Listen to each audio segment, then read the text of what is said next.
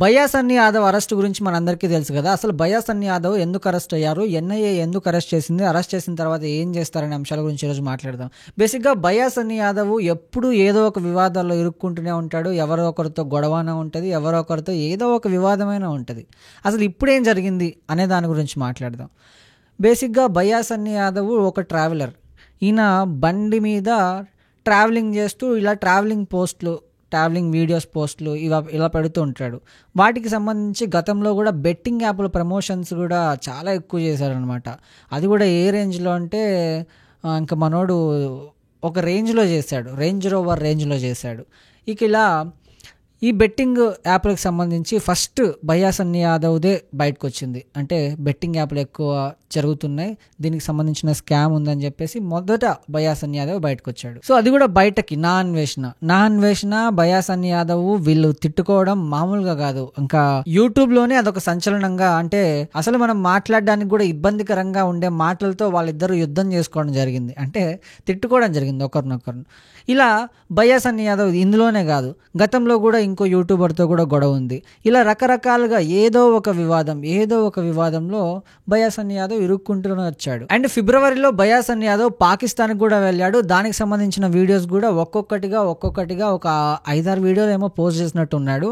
ఆ పోస్ట్ చేసిన వీడియోస్ కూడా బాగానే రీచ్ వచ్చింది. అది కూడా ఎలా వెళ్తున్నాడు, ఎలా డ్రైవింగ్ ఎలా ఉంటుంది దీనికి సంబంధించి, అండ్ ఇండియా గేట్ బార్డర్ దాటడం, ఇలాంటివి రకరకాల వీడియోస్ అయితే పాకిస్తాన్లో చేయడం జరిగింది. పాకిస్తాన్లో ఉంటూ కూడా ఇలా ఇతని ఫ్రెండ్ చెర్రీ అని ఇంకొక యూట్యూబర్, వీళ్ళిద్దరు కలిసి వెళ్తూ ఉంటారు. ఈయన కూడా ఒక వీడియో పోస్ట్ చేయడం జరిగింది. అక్కడ దాకా బాగానే ఉంది. అప్పుడెప్పుడో ఫిబ్రవరిలో చేశారు కదా సార్, మళ్ళీ ఇప్పుడు ఎందుకు ఎన్ఐఏ అసలు అరెస్ట్ చేసింది, ఇప్పుడు ఎందుకు అరెస్ట్ చేయాల్సి వచ్చింది అంటే, మామూలుగా ఎన్ఐఏ నేషనల్ ఇన్వెస్టిగేషన్ ఏజెన్సీ రీసెంట్గా జ్యోతి మల్హోత్రా అరెస్ట్ విషయం మనకు తెలిసిందే. ఎందుకంటే పెహల్గామ్ ఇన్సిడెంట్ అనేది భారతీయుల్ని ఏ విధంగా అబ్బురపరిచింది, ఏ విధంగా వాళ్ళకి కృపగ్రస్తులను చేసింది అనేది మనందరికీ తెలుసు.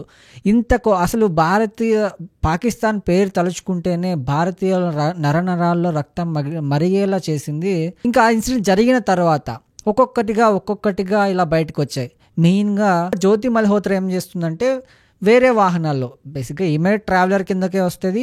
అండ్ మన భయ్యా సన్నీ యాదవ్ ఏం చేస్తాడంటే, ఈయన బండి మీద ట్రావెలింగ్ చేస్తాడు. అక్కడ దాకా బాగానే ఉంది. మొత్తంగా షాకింగ్ విషయాలు అయితే జ్యోతి మల్హోత్రా విషయంలో బయటపడ్డాయి. అది కూడా ఎలా అంటే, ఈమె పాకిస్తాన్కి ఏజెన్సీగా పనిచేస్తుంది. పాకిస్తాన్కి మన ఇండియన్కి సంబంధించిన సున్నితమైన అంశాలు ఏవైతే సీక్రెట్ ఉన్నాయో అవన్నీ చెప్తుంది పాకిస్తాన్ కానీ బయటపడిన తర్వాత జ్యోతిని అరెస్ట్ చేయడం జరిగింది.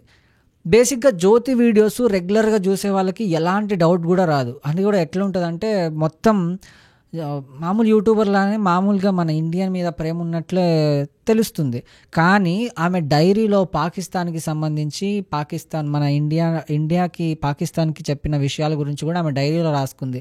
పాకిస్తాన్ మీద అంత ప్రేమ చూపించింది. నిజంగా అంత దారుణానికి అయితే ఒడిగట్టింది జ్యోతి మల్హోత్రా. ఇప్పుడు భయ్యా సన్నీ యాదవ్ వీడియోస్ చూసే వాళ్ళకు కూడా ఎలా అనిపిస్తుంది, జస్ట్ ట్రావెలర్గానే కనిపిస్తాడు, నార్మల్గానే ఉంటుంది.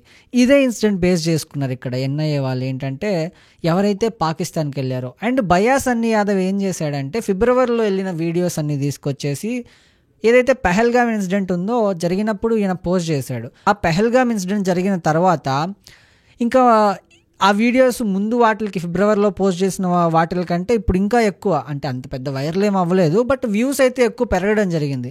బట్ అప్పుడు చేసిన వీడియోలు ఇప్పుడు పోస్ట్ చేస్తే ఇప్పుడు ఎందుకు అరెస్ట్ చేశారంటే, ఇలా ఎవరి మీద ఎలాంటి డౌట్లు ఉన్నాయి అనేది ఎవరికి తెలియదు. బట్ ఆయన ఇండియాకు వెళుతున్న వీడియోలు 5-6 ఉంటే అక్కడికి వెళ్ళిన తర్వాత చాలా తక్కువ వీడియోస్ ఉన్నాయనే ఆరోపణలు కూడా కనిపిస్తున్నాయి. అండ్ బెట్టింగ్ యాప్ల తర్వాత భయ్యా సన్నీ యాదవ్ ఏమయ్యాడా అంటే, ఎక్కడున్నాడో ఎవరికి తెలియదు. రీసెంట్గా చెన్నైలో దిగాడని తెలిసిన వెంటనే ఎన్ఐఏ వెళ్ళి అరెస్ట్ చేయడం జరిగింది. అరెస్ట్ చేసిన తర్వాత ఇంకా మొత్తం మీడియాకి తెలిసిన తర్వాత దేశద్రోహి అని చాలామంది అంటున్నారు. బట్ అది ప్రూవ్ అయ్యేదాకా చెప్పలేం. అసలు ఎన్ఐఏ ఎక్కడికి తీసుకెళ్ళింది, అసలు ఏం ఎంక్వైరీ చేస్తుంది అనేది ఇప్పటిదాకా గోప్యంగానే ఉంచారు. ఎందుకంటే అది గోప్యంగానే ఉంటుంది. ఆయన ఎక్కడికి తీసుకెళ్లారు ఏంటి అనే విషయాలు ఎవరికి చెప్పరు. అండ్ ఎలాంటి క్వశ్చన్లు అడుగుతున్నారు, ఏం జరుగుతుంది అనే విషయాలు కూడా ఎవరికి చెప్పరు.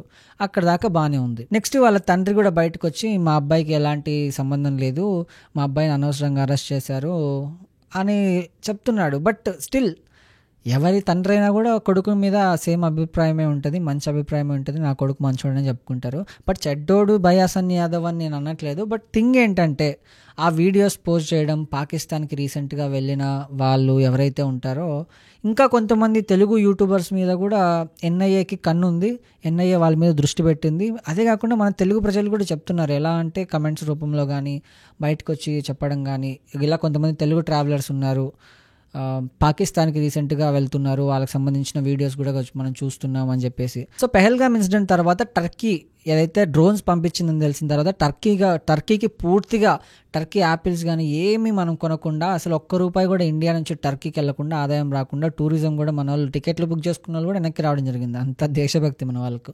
సో ఇట్లా ఉంటుంది అనమాట. సో ఇలా ఉన్న సమయంలో నువ్వు పాకిస్తాన్లో 100 రూపాయలు పెట్రోల్ కొన్నా కూడా ఎలా ఉంటుందంటే, ఇప్పుడు మన డబ్బులు వాళ్ళకి ఇచ్చినట్టే. నువ్వు పాకిస్తాన్లో చాయ్ తాగుతున్నావు అంటే మన డబ్బులు వాళ్ళకి ఇచ్చినట్టే. ఇలా ఏదైనా సరే పాకిస్తాన్కి మనం అంటే మన డబ్బులు మనం ఇచ్చి మన మీదే మనం బాంబులు వేయించుకోవడం, మనల్ని మనం కాల్చుకోవడం అన్నట్లుంటుంది. సో ఇలా జరుగుతున్నాయి కాబట్టి ఎన్ఐఏ ఎవరైతే పాకిస్తాన్కి రీసెంట్గా వెళ్ళారో, పాకిస్తాన్కి సంబంధించినటువంటి వీడియోస్ పెట్టారో వాళ్ళ మీద కన్ను వేసి వాళ్ళ మీద చర్యలు అయితే తీసుకుంటుంది. మరి చూడాలి బయాస్ అన్ని యాదవ్ ఇన్సిడెంట్లో ఏమవుతుంది, బయాస్ అన్ని యాదవ్కి సంబంధించినటువంటి అప్డేట్స్ ఏమొస్తాయని. అప్డేట్స్ అంటే ఏమీ లేదు, ఇంకా నాకు తెలిసి ఎంక్వైరీ అయితే స్టార్ట్ అయ్యి ఉంటుంది ఈ పాటికి. మరి చూడాలి ఏం జరుగుతుందనే ఉత్కంఠ అయితే కనిపిస్తుంది. మొత్తానికి మనం కూడా అప్డేట్ ఇస్తూ ఉందాం దాని గురించి. బట్ చాలా మంది కమెంట్స్ రూపంలో కానీ కొంతమంది చెప్పే రూపంలో కానీ ఎలా చెప్తున్నారంటే, బయాస్ అన్ని యాదవ్ గతంలో కూడా బెట్టింగ్ యాప్స్ చేశాడు, ఈ ట్రావెలింగ్కి సంబంధించిన చాలా అభియోగాలు అయితే బయాస్ అన్ని యాదవ్ మీద ఉన్నాయి, బయాస్ అన్ని యాదవ్ని వదలకండి, బయాస్ అన్ని యాదవ్ని శిక్షించండి అన్నట్లే చెప్తున్నారు. కానీ వాస్తవం ఏంటి అనేది ఎవరికీ తెలియదు. అది ఆ దర్యాప్తు ఏదైతే సంస్థ ఎన్ఐఏ చేస్తుందో దర్యాప్తు తర్వాత తెలుస్తుంది. తెలిసిన తర్వాతే మిగతా ప్రొసీజర్, మిగతా చర్యలు ఏవైతే బయాస్ అన్ని యాదవ్ మీద ఉన్నాయో అవి చేయాల్సి ఉంటుంది. సో బయాస్ అన్ని యాదవ్ మంచోడైతే బయటకు వస్తాడు, చెడ్డాడైతే లోపలికి వెళ్తాడు, అంతే.